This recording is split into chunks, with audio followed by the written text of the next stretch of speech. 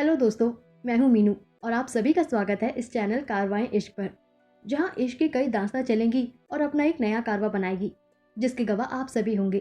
तो चलिए आगे बढ़ते हैं। पहली दास्तां ये दिल है कि दूसरे भाग के साथ इस सुहाने सफर में।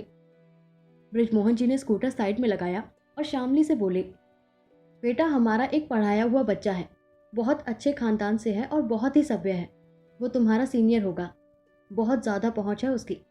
पहले चलो उससे मिल लेते हैं ताकि यहाँ पर तुम्हारी रैगिंग वगैरह ना हो। कहते हुए वो उसका हाथ थामकर अंदर की ओर बढ़ने लगे।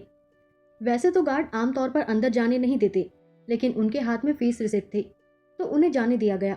वहां पहुंचकर उन्होंने आपस में बतिया रहे कुछ छात्रों से पूछा, बेटा ये Shaurya Rajput political science final year student कहाँ मिलेगा? जिसे सुन वो सब चौंक गए और उनकी ओर देखने लगे। तभी उनमें से एक बोला, अंकल जी आपको शौर्य भैया से क्या काम है?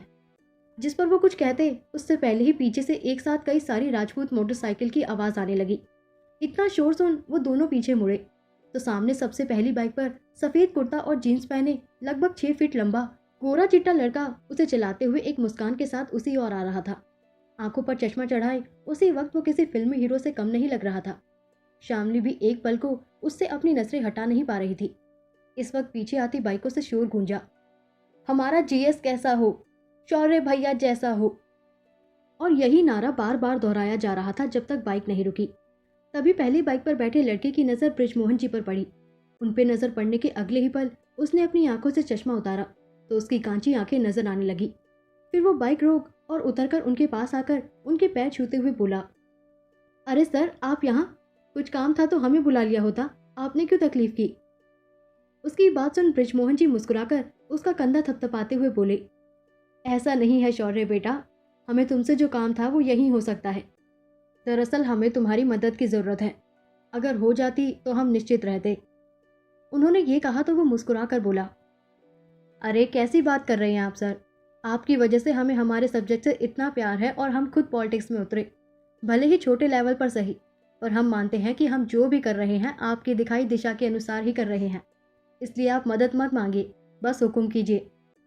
शौर्य की ऐसी बात सुन बृजमोहन जी के चेहरे पर गर्व झलकने लगा। फिर वो उसके कंधे पर हाथ रखते हुए मुस्कुराकर बोले, तुम जैसे छात्र रहे हैं तभी शिक्षक होने का गर्व है।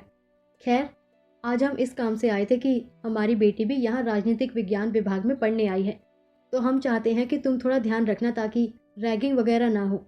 और हाँ, स्कॉलरशिप का पत्र आने में काफ़ी वक्त लग गया, जिस वजह से एडमिशन लेट हुआ है, तो काफ़ी चीज़ें छूट गई हैं। हो सके तो उनमें भी इसकी मदद कर देना, आखिर हम भी जानते हैं कितने होनहार हो तुम। ये कहते हुए उन्होंने शामली की ओर इशारा कर कहा, इससे मिलो, ये है हमारी बेटी शामली। जिस पर शामली ने एक नज़र शौर्य को देखा और हल्का सा मुस्कुराई। वहीं शौर्य ने भी शामली को ऊपर से नीचे तक देखा और देखता रह गया।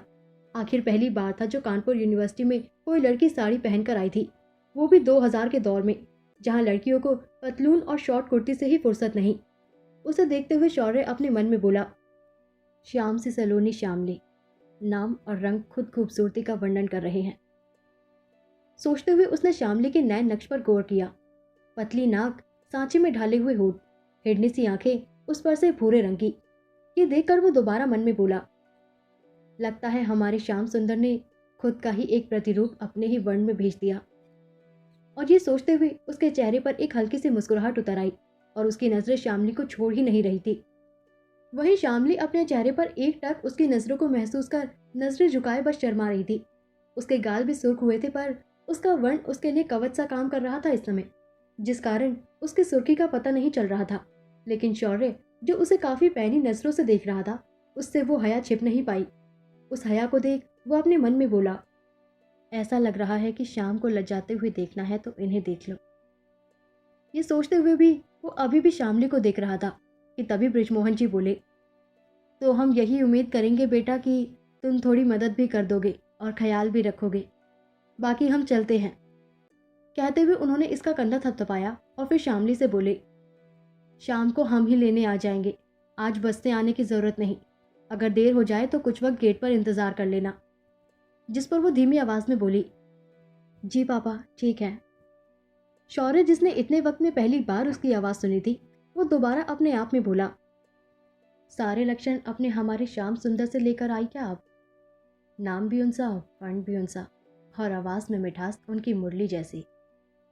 सोचते हुए वो खुद में ही आगे बोला, क्या कर रहे हैं हम? लगता है इलेक्शन का नशा सर पर चढ़ गया है। ये सोचकर एक गहरी सांस लेते हुए उसने अपने चेहरे पर आते हल्के बालों को अपने हाथ से पीछे किया और शामली के पास आके खड़ा हुआ। फिर अपनी आकर्षक आवाज़ के साथ उसकी ओर अपना हाथ बढ़ाते हुए बोला, हम शौर्य राजपूत हैं, आपके सीनियर राजनीतिक विज्ञान विभाग से। और आप? और ये कहते हुए वो शामली के हाथ मिलाने का इंतजार करने लगा। वहीं शामली कुछ पल उसके हाथ को देखती रही, पर फिर झिझकते हुए अपना हाथ मिलाकर बोली, हम श्यामली शर्मा, हम भी राजनीतिक विज्ञान विभाग से ही हैं। और जैसे ही उसने हाथ मिलाया तो ना जाने कितने ही अनचाहे एहसास शौर्य के मन में घर करने लगे, लेकिन उन्हें नजरअंदाज कर वो उसे देख हल्का सा मुस्कुरा दिया। तभी उसका हाथ छोड़ शौर्य ने ग्राउंड में सबकी ओर देखा और ताली बजाते हुए जोर से बोला, सब हमारी बात ध्यान से सुनिए। आज से ये शामली जो हमारे साथ खड़ी है वो हमारे ग्रुप की एक अहम हिस्सेदार है। तो गलती से भी अगर किसी ने उनकी रैगिंग करने की कोशिश की तो वो ये समझ ले कि उसका मुकाबला सीधा हमसे है। और इतना कहकर उसने शामली को अपने साथ चलने का इशारा करते हुए धीरे से कहा, चलिए हम आपको आपकी क्लास में दिखा देते हैं। ये सुन शामली, जो अभी तक उसका दबदबा देख हैरानी में थी, वो होश में आई और उसके साथ चलने लगी। चलते चलते जैसे ही वो क्लास तक पहुंचे तो वो अपना बैग संभाले अंदर जाने लगी। तभी शौर्य उसे रोकते हुए पीछे से बोला, आप बहुत खूबसूरत हैं। और ये कहने के साथ ही वो खुद भी हैरान रह गया, क्योंकि ये वो कह तो मन में रहा था, पर ना जाने कैसे उसके मुंह से निकल गया। वहीं उसकी बात सुन श्यामली की आंखों में भी हैरानी के साथ साथ नमी आ गई। आखिर ये पहली बार था कि उसके पिता के अलावा किसी और ने उसे सुंदर कहा था, पर आज तक उल्टा इतना सुन लिया था कि सीधा सुन एक तंज सा लगा। इसलिए वो शौर्य को देख बिना किसी मुस्कुराहट लिए नम आंखों के साथ बोली, आंखें आपकी खूबसूरत है, पर लगता है चश्मे के बगैर दिखता नहीं। लगाकर देखिए, शायद अपनी बात वापस लेनी पड़े आपको। और ये कहते ही आखिर एक विद्युत सी आंसू की बूंद बाईं आंख से झलक ही पड़ी। शौर्य ये सुन कुछ पल उसे देखता रहा और समझ गया कि नजरिए पर दुनिया के नजरिए की पट्टी बंधी है। इसलिए वो मुस्कुराकर बोला, हम तो ये कहेंगे कि हमारी तो आंखें ठीक है, आप अपनी दिखा ले, क्योंकि हमारी नजरों में तो आप श्याम सुंदर सी सलोनी हैं, पर आपका पता नहीं। कहते हुए वो मुस्कुराकर वहां से उसे अंदर जाने का इशारा कर चला गया। वहीं जब वो अंदर आई तब कुछ लड़के उसकी ओर बढ़ने लगे। ये देख उसका मन घबरा गया, पर वो लोग कुछ कहते या करते उससे पहले ही शौर्य, जो वापस आया था, अंदर आते हुए बोला, लगता है खबर यहाँ तक पहुंची नहीं, चलो कोई ना, दोबारा सुना देते हैं। कहते हुए उसने सबकी ओर देख शामली की तरफ इशारा करते हुए कहा, हमारे ग्रुप के हिस्सेदार हैं, तो जरा सोच समझ कर। और ये कहते हुए उसने पहले लड़के के कंधे पर हाथ रखा तो वो घबराकर पीछे हो गया, जिसके बाद उस लड़के के चेहरे पर घबराहट कायम रही और वो घबराहट के साथ बोला, जी भैया, पूरा ख्याल रखेंगे इनका, आप चिंता मत करिए, एक भी शिकायत नहीं आएगी आपको। कहते हुए वो शौर्य के पैरों में गिरने वाला था कि तभी शौर्य ने उसका हाथ थामा और उसके कंधे पर हाथ रखते हुए उसे अपने साथ जरा बाहर की ओर ले गया। वही शामली ये सब बस हैरानी से देख रही थी, उसे समझ ही नहीं आ रहा था कि बात क्या है। इधर शौर्य उस लड़के को बाहर लाकर उसे बोला, सुनो बे, तुम्हारी बकवास और तुम्हारा नाटक के लिए हमारे पास वक्त नहीं है। सीधा सीधा बता रहे हैं, पसंद करते हैं उनको, तो ज़रा तुम तबीयत से रहना और बाकी सबको भी बोल देना। लेकिन अगर ये बात उनके कानों में किसी ने डाली कि हम उनको पसंद करते हैं तो वो सुनने लायक नहीं रहेगा, चाहे लड़का हो या लड़की। बता देना सबको। राम राम। कहते हुए हाथ जोड़कर उसने कुर्ते में टंगा अपना काला चश्मा लिया और पहनकर स्टाइल से वहां से चला गया। शौर्य तो जा चुका था, लेकिन लड़के का खौफ अब और बढ़ गया। वो अपने चेहरे पर आए पसीने को पोंछते हुए अंदर आया और शामली की ओर देख अजीब तरीके से मुस्कुराकर बोला, अरे दीदी, आप खड़ी काहे हैं? जो जगह पसंद आए जाकर बैठ जाइए। ये सुनकर शामली को थोड़ा अजीब तो लगा, पर उसने ज्यादा कुछ कहा नहीं और चुपचाप जाकर पहले बेंच पर खाली जगह देख बैठ गई। वहीं वो लड़का अपने दोस्तों को शौर्य की कही बात बताने लगा, जिसे सुन उनके चेहरे पर भी घबराहट उभर आई।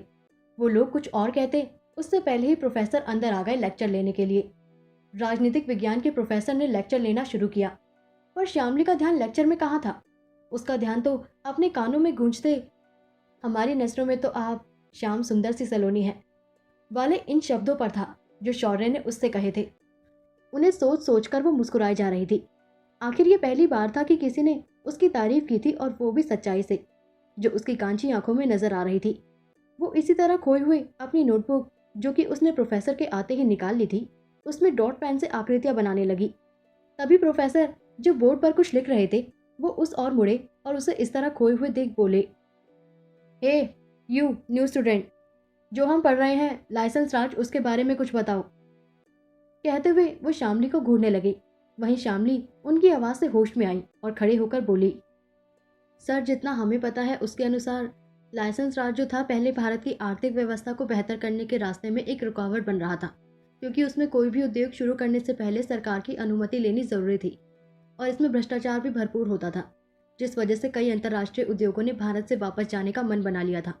लेकिन जब सन 1991 में भारत की हालत पूरी तरह खराब हो चुकी थी कि एक महीने में वो बिक जाए और कर्जे में डूब जाए, उस समय पीवी नरसिम्हा राव जी प्रधानमंत्री बने, तो उन्होंने माननीय मनमोहन जी, जो कि उस वक्त आरबीआई के गवर्नर थे, उन्हें भारत का फाइनेंस मिनिस्टर बनाते हुए ये जिम्मा दिया कि वो भारत को इस आर्थिक संकट से निकाले। तो मनमोहन सिंह जी ने सबसे पहले तो डॉलर के प्रति रुपए की वैल्यू को गिराया, और फिर उदारीकरण की ओर बढ़ते हुए लाइसेंस राज को खत्म किया, जिसके बाद जो कंपनियां जा रही थी उन्होंने वापस रुकने का फैसला किया, और कई और अंतर्राष्ट्रीय कंपनियां भारत में निवेश करने आई, क्योंकि भारत एक ऐसा मार्केट था जिसका अभी तक अन्वेषण नहीं हुआ था, और हमारी आबादी भी बहुत ज़्यादा थी, तो उनकी चीज़ों का मुनाफा भी उतना ही ज़्यादा होना तय था। कहते हुए उसने गहरी सांस ली। इस वक्त पूरी क्लास में सन्नाटा फैल गया, और सामने खड़े प्रोफेसर भी उसे बस हैरानी से मूक दर्शक बने देख रहे थे। लेकिन तभी दरवाजे से किसी के ताली बजाने की आवाज़ आई, जिसे सुन सब होश में आए और उस ओर देखा तो वहां शौर्य अपनी पूरी पार्टी के लोगों के साथ खड़ा था। ये देख बाकी सबने भी शामली के लिए तालियां बजाई। तभी प्रोफेसर ने उसकी ओर देखते हुए कहा, शौर्य, तुम यहाँ? जिस पर शौर्य बोला, जी सर, वो प्रचार के पैम्पलेट बांटने आए थे, तो सोचा कि अपने ही डिपार्टमेंट से शुरू करते हैं। और ये कहते हुए उसने बाकी लोगों को हर ओर जाने का इशारा किया। फिर खुद शामली की ओर बढ़ गया और उसके हाथ में पैम्पलेट थमाते हुए उसने धीरे से जो कहा, उसे सुन शामली की आंखें हैरानी से बड़ी हो गई, और वो इस तरह हैरान खड़ी शामली को छोड़कर अपने लोगों के साथ आराम से क्लास से निकल गया।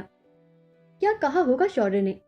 पता करना है तो इस कहानी के साथ बने रहिए, और कुछ भाग में ये कहानी खत्म हो जाएगी, तो सपोर्ट भी करते रहिए। Thank you.